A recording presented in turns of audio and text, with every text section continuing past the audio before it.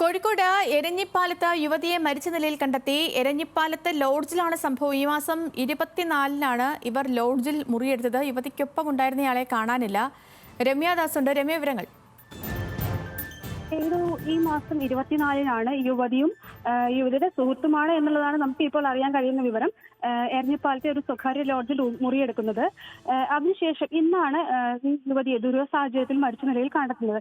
ഇതുമായി ബന്ധപ്പെട്ട് മറ്റുള്ള വിവരങ്ങൾ, യുവതിയുടെ മരണം, അതുപോലെ തന്നെ കൂടെ റൂമെടുത്ത് ആരാണ് എന്നുള്ള കാര്യങ്ങളെല്ലാം നമുക്ക് വ്യക്തമായി വരുന്നതേ ഉള്ളൂ.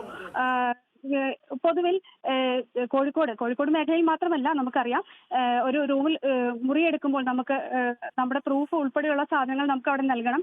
എന്നാൽ ഇവിടെ നമുക്ക് ലഭ്യമാകുന്ന വിവരം അനുസരിച്ച് യുവതിയുമായോ അതുപോലെ അവരുടെ കൂടെ ഉണ്ടായിരുന്ന വ്യക്തിയുമായി ബന്ധപ്പെട്ടോ യാതൊരു തരത്തിലുള്ള പ്രൂഫുകളും ഇവിടെ നൽകിയിട്ടില്ല എന്നുള്ള വിവരമാണ് നമുക്ക് അറിയാൻ കഴിയുന്നത്.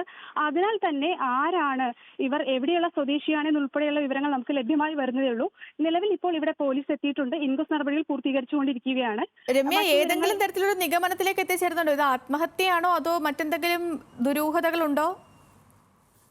ായി ബന്ധപ്പെട്ട് നമുക്ക് ഇപ്പോൾ അത്തരത്തിലുള്ള ഒരു വിവരങ്ങളും ലഭ്യമല്ല എന്ന് തന്നെയാണ് നമുക്ക് പറയാൻ കഴിയുന്നത്. കാരണം ഇവരെ സ്വാഭാവികമായ രീതിയിൽ ക്ഷീണിതയായിട്ട് ഇന്ന് രാവിലെയോടെ കണ്ടു എന്നുള്ളതാണ് നമുക്ക് അറിയാൻ കഴിയുന്ന വിവരം. പക്ഷേ ഈ മരണം സംഭവിച്ചിട്ടുണ്ട് എന്നുള്ളത് തന്നെയാണ് ഇപ്പോൾ പോലീസിന് നമുക്ക് ലഭ്യമാകുന്നത്. ഇതുമായി ബന്ധപ്പെട്ട് കൂടുതൽ വിവരങ്ങൾ ഓക്കെ. അപ്പോൾ ഇതുമായി ബന്ധപ്പെട്ടുള്ള കൂടുതൽ വിവരങ്ങൾ ഇനി ലഭ്യമാകുന്ന മുറയ്ക്ക് പ്രേക്ഷകരിലേക്ക് എത്തിക്കാം.